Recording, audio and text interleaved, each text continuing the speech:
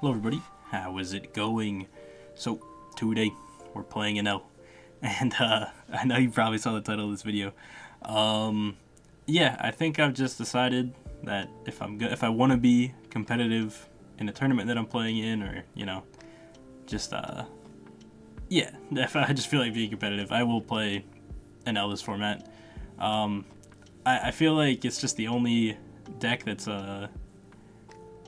I wouldn't say like all the other like law isn't viable, but it feels kind of unviable when again you will inevitably run into a Sakazuki, and you really need to get lucky to win that matchup. But yeah, that was just my plan. I'm like, Enel just seems to have a very good matchup spread. He's pretty fun to play usually. I know a lot of people don't like triggers, as yeah, I'm not a huge fan of them either. But yeah, I guess it is what it is. It's just the deck, But yeah, I got a couple games today. First one is against a green-purple Dofi, which is another deck that I want to try out at some point because Birdcage is it's a pretty good card, I would say. So yeah, eventually we'll get around to playing green-purple Dofi. But yeah, we're looking pretty good so far. He doesn't play anything into the Gadatsu, which is fair enough, but it just gives us a turn to develop more of the board. There's an argument to not even swing with that Holy and just get like 4 swings in next turn and just swing with our leader here, but I do end up just swinging with it because I mean whatever, I guess maybe he'll just swing a 5k at it and I can keep it around. But yeah, we'll play our Ohm. Bottom deck 2 Yamatos, which never a good look. That's the only problem I have with Ohm. The card's very strong, but bottom decking your top end always feels kind of bad. But we had the Ohm or the Holy already, so it didn't really matter. And my opponent is now on 6th Dawn. I'm not too sure exactly what kind of curve Dofi has. Obviously, they're going to play 10 drop. But this turn, he just takes a turn to play Diamante, which, fair enough. That's card is good. Card is good. Works very well with Birdcage. And he swings 6, which is unfortunate because I don't have a 2K. Otherwise, I would have kept the Holy around and we'd be able to get a bunch of swings this turn. But it is what it is. We'll play Shura in hopes that we just find another Ohm. We don't. I think I end up taking the Satori because I'm pretty sure he's just going to be playing 5-cost blockers, so Amaru isn't going to really do a ton. I'm just going to swing 5 here. I think I'm just planning on playing the Gadatsu just to get a 6k body down, which I mean, fair enough. I probably also shouldn't have swung with the Ohm. I think it was just instinctual. I'm like, oh, he's 6k. Let me just attack. But he was not. We're only on 3 life instead of 2. But if he rested Diamante, we could punish him by just swinging a bunch into the Diamante. So wouldn't be the worst. To be fair though, he could easily just have an event and that wouldn't matter. But at this point, I'm committed to swinging, so we'll just swing a whole bunch of 5Ks, trade for a card or 2, maybe get a life. All good. We do get a life.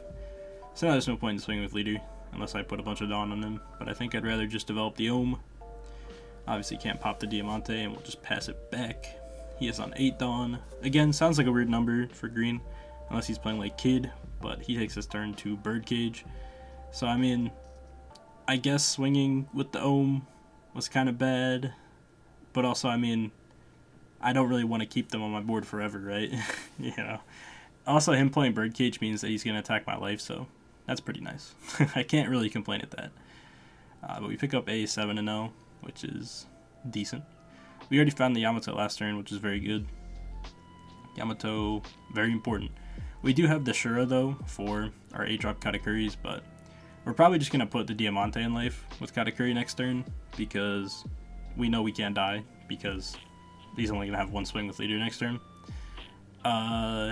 He could have 10 Dofi, but that would only really affect my leader here, because I'm not going to swing with Gadatsu or Katakuri. Obviously, I can't swing with Katakuri. But yeah, he also just might, wait for a better opportunity to 10 Dofi, or he just might not have it. So yeah, I imagine he wants to play some form of card that's going to minus him a Dawn, so he can keep the Birdcage going. I don't even know how good that is, because at some point, if the game drags on forever, most of my board will just be like 8 drops, or 9 drops, or 7 drops. So Birdcage does nothing at that point. But I guess getting an extra turn of value isn't the worst. Prevents me from swinging with Gadatsu. So, fair enough. He plays X-Drake. Makes me discard one. I just get rid of the Cracker because I'm never actually going to play that card from hand. It's only really good for a trigger. And then plays Diamante. Fair enough. Just swings 5. Weird he even swung 5 because, like, what if that was just, you know, a Thunderbolt and it just killed the Diamante? So, yeah, I think that was definitely a misplay on his part. I get a Cracker trigger, which I'm down to use because I'm less life than him right now, and it's an added amount of pressure. And we end up just chucking, I think, both our ohms there to heal a life and to actually get the Cracker on the field. And we still have a Yamato and a Katakuri, so we're still in this game for a while. We find a 7-Mom, which is pretty good too. But we might want to just swing with Cracker. Or we can keep giving him more life, just keep dealing with the Diamante, because we know we're just not going to die. So yeah, we'll sack off the Ohm, because it's gone anyway, it doesn't matter. And we'll put another blocker in life. And we can start swinging with, like, yeah, we can swing with this Cracker. It's not the worst. But maybe we'll just swing 5 with Leader. If he defends it, we'll just go 8 with Katakuri. Doesn't defend it. Okay. we'll just hit him a bunch. Put him down to 1. So Cracker will probably just end up being a body. Which is fine. I mean, can't complain about having more attackers. You know, the Ohm was already gone, so no reason not to replace it. And we'll pass. I don't know. I put him in a pretty bad spot to 10 Dofi, because if he does, you know, nothing is popped on my board when the Birdcage blows up, and then I have a 8k attacker, a 6k attacker, a 5k attacker, and my leader, and he would have 1 life. To be fair, he has a ton of cards in hand, and Dofi, you know, will have a 2-cost event, so doesn't mean he necessarily dies, but he's put in a pretty bad spot. But he's going to play another Diamante. Okay. Does he have another way to minus a Dawn so Birdcage sticks around again? I don't know. I feel like at this point it's kind of more of a hindrance to him than me, because I'm fine with just attacking with my big bodies. And then when it inevitably pops, it's weird that Birdcage almost makes you play around 10 Dofi. It's kind of funny. Yeah, it feels a little bit anti-synergistic in that way, because, you know, if you're the opponent playing into the Birdcage, obviously you're just not going to attack. But he plays on Sugar, and I think he taps my Shura, which was really a weird play, because he could have just outed my Cracker, which obviously is a much stronger body than the Shura. To be fair though, I guess I could 8-cat the Shura, and I probably wouldn't want to 8-cat the Cracker, but I still think it's more correct to just go for the Cracker. He does think for a little bit on it too, so I was kind of surprised he went for the Shura. And then I thought, oh, maybe he just has another Sugar with the 3 Dawn remaining, but I don't think he ends up having it. I think he just has, he just ends up swinging. So he ends up killing his X-Drake, which is, you know, I guess, yeah, you know, you forget about your own Birdcage. He could have definitely just swung 8 with Leader instead of X-Drake. Definitely an odd play. Just swings 5. Again, shouldn't even be swinging 5 on my Leader, because it just gives me cycle. Didn't really matter there, because it was just another Enel. So I just discard it to heal 1. So definitely some misplays coming from my opponent, but, you know, it's okay. He might be, you know, newer to Dofi, just testing it out because why not? Deck is cool. And we get some pretty good Yamato value here, just clearing the Sugar. And we'll definitely just swing with all our bodies now, because we can. Why not? So going 8. This is a good number if he just has a 2-cost event, but he's just going to let it go. We'll go 8 again. And he actually just ends up conceding. He does have enough counter to probably survive that turn, but I guess just thought he was in too rough of a spot to play it out. And next up we have Purple Luffy. This is I think Enel's harder matchup, I would say, just because they take their life and they're very, you know, dealing with their 7 drops and 9 drops. It's like, your 7 drop, you need an 8 Katakuri to answer, and their 9 drops, they just kind of stick. It is what it is, unless you get them to a point where they just can't defend it. But we play Ashura. After swinging for 6, pick up a 7 Enel. I felt like it'd be pretty good in this matchup, just because it's a big attacker that they can't really get rid of. So, yep, he'll just attack me for 5 and has the Magellan. Yeah, this is where it gets rough. At least we have the 8 Katakuri to play that on curve, unless he has another Magellan. Then things are going to look pretty bad for us. But we're just going to attack for 5. Yeah, we're on 4 Dawn, so sure, swing with the Shura. We'll try to get as much pressure in as possible. We get 2 cards from his hand, which is pretty good. It's pretty good. Can't complain. One of them being a 2K. You know, Purple Luffy is kind of known to not play the most amount of 2Ks, so getting them from his hand early isn't the worst. And he does clear my Shura and swing 7 at me. I'll just take that.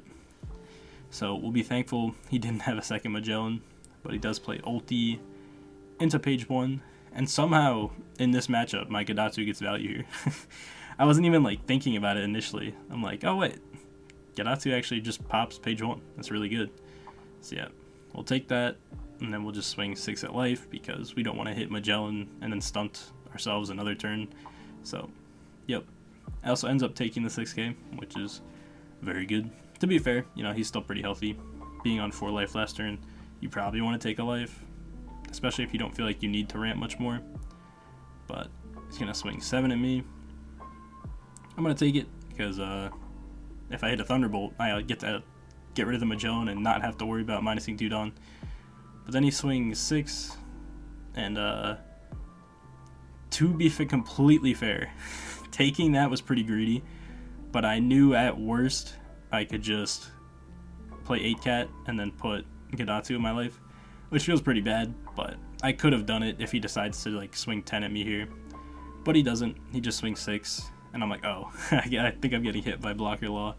So yeah, that's pretty good. That's a pretty good Blocker Law. Another, oh, it wasn't a Blocker Law. It was an Apu. Hey, we take those. But yeah, I feel like those are the 2 cards that really are annoying for Enel. Is Magellan can just win you the game if they have 2 of them early, and you just, you know, potentially don't get to play, you know, your late game cards. But yeah, we're just gonna beat up the ulti. Eventually he lets it go. Swing 5 at life, he takes, and then we'll just kind of curry the Magellan. There we go. We found an answer. And again, putting him on 1 attacker. He could have, you know, potentially 3 attacks here if he has Kaido, but I still know I'm living because I'll just counter out of one of the 5 or 6Ks and I'll be fine. Goes for Sanji here. I think I defend it, which I don't know how correct this is, but I'm like, okay, I'll let this 6K clear the Sanji, and then Kaido will come down, he can pop the Gadatsu, and then if he wants to swing, he has to go into life. And then, like, it's just a free cycle for me. Again, I don't even think he should have attacked, but he did, so here we are. And we'll draw, we're on 10 Dawn, and Yamato hits a poop, so yeah. Again, I feel like normally you don't get this much value out of you know, your life kind of popping cards. So yeah, we'll take that. We're also not going to swing with the Katakuri because we're going to be on 2 life, and we kind of wanted to hit into that one, and we don't want to defend our Katakuri from a 10k attacker, so we'll just use our life as a shield this turn, and hopefully get triggers, because that's what Enel does. He's on a 6 Dawn though. Could be a queen, could be a ramp 1 into a like 7 kid or something. Just, you know, depends on the hand. But ends up swinging 6, and yeah, I can pretty easily take this. Don't really have to worry about much. I get a Shirahoshi. We find another 9 Yamato, which is very good. I think I just end up discarding some 1Ks. I'm like, oh, my top end feels like it could be useful at some point. Maybe I would have discarded the Enel, but, you know, whatever. And we do get a Thunderbolt there, but he played around it, thankfully, because that would have been very cheesy if he dropped the 5 drop and then hit into my life and got Thunderbolted. I mean, we would have taken it, but it kind of wouldn't have been good gameplay, honestly. You should always swing first and play characters after, especially against yellow. But yeah, I think I'm going to just continue using my life as a way to just keep building up my board to eventually go for game. We're not going to contest the Kaido. It's just going to be a swing that we'll have to probably just take every turn, which is fine as long as, you know, we have the Yamatos, and we do. So as long as the board doesn't get too out of control, you know, we're still in a pretty stable spot. Just going to swing 10. I get a Satori trigger. I'm not going to use it because I'm like, I'm probably just playing another top end next turn. I guess, you know, I could have just sacked off the Shirahoshi for Yamato or something, but whatever. We'll just keep the 2k in hand. We don't really need another 5k attacker, honestly. And he'll swing 7 with leader. Once again, I'm like, I'm not going to veggie the kid. If he swings with it, I just get to go for game, and I'm still alive, so yeah, no reason to do that. We'll just cycle out the 7-0. And he is on 6 Dawn, plays the Queen, draws 2, discards 1, and gets to re-ramp Dawn. So could have potentially 2 events if that's what he's holding it for.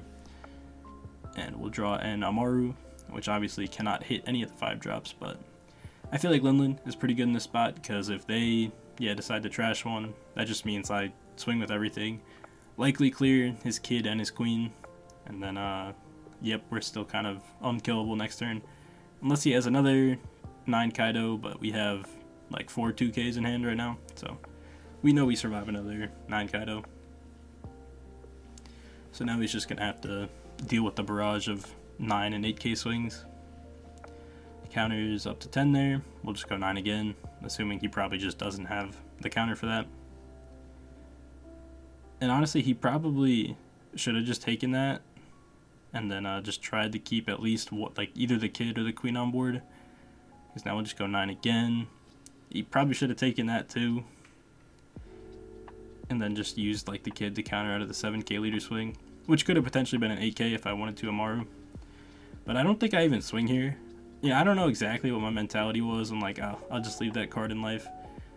I probably should have just tried to take the last life. I don't know why exactly I stopped there. But, you know, whatever. Here we are. He's on 10 Dawn. Again, we know we survive another 9-drop Kaido. So, I guess the best play he could do is just play double blocker here and then try to out one of my top ends. But it probably just doesn't work out, because I think all of the hits would just be above whatever counter he had in hand.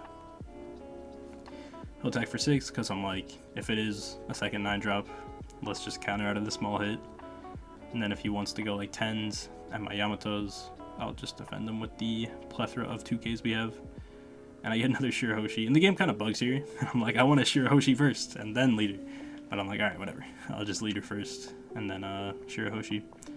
I discard Enel, or not Enel, a Thunderbolt, which could have been good next turn, but I was kind of expecting the second 9-drop, and then I'd just be at 0 life and Thunderbolt wouldn't have done anything, so yeah, that was kind of the mentality there. We get hit by Law, and then he plays a Vanilla, and then just ends up scooping, because, yeah, one blocker is not going to do it into 4 very big attackers and my leader, so yeah, and I believe this is the final match against a Katakuri, which Katakuri seems pretty solid in this format. I think it does good into Sakazuki.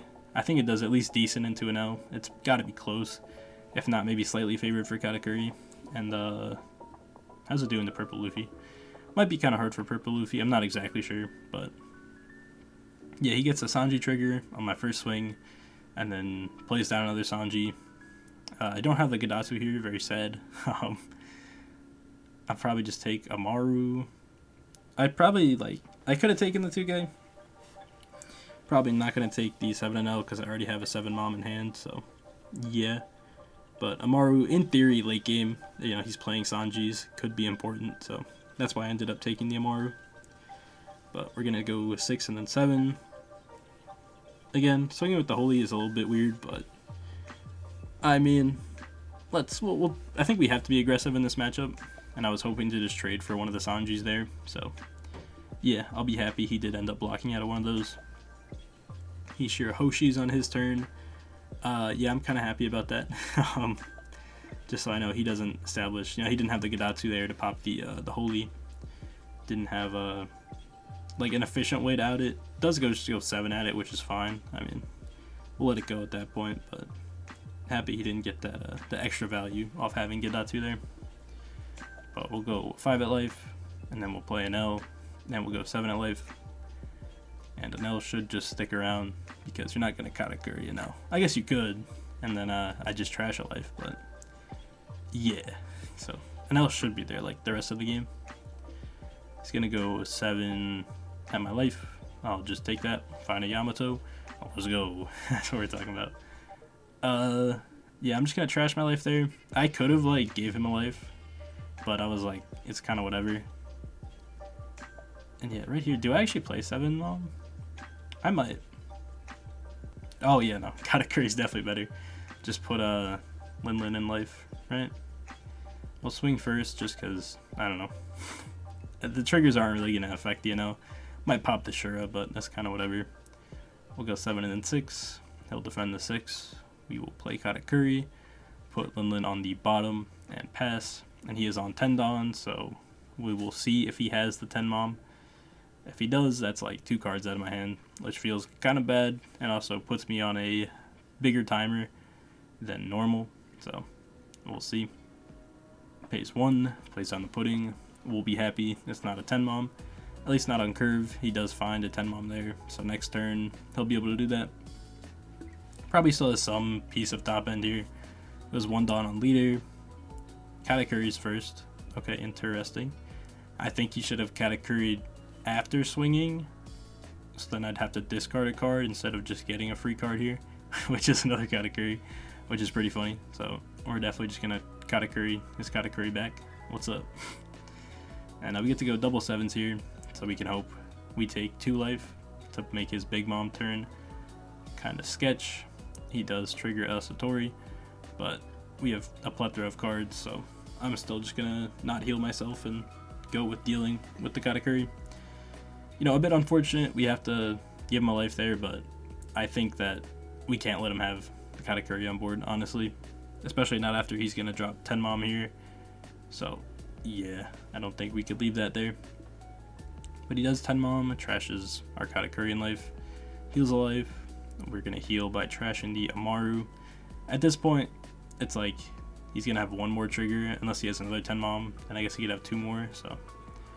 Yeah, I know his last 2 life aren't going to be any trigger, so I guess we'll be okay. He'll swing 2 5s after the Tenmom, pretty good.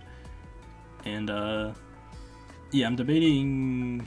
I can't go for game, unless I just think he has no counter and I end up, you know, swinging with Shura or something.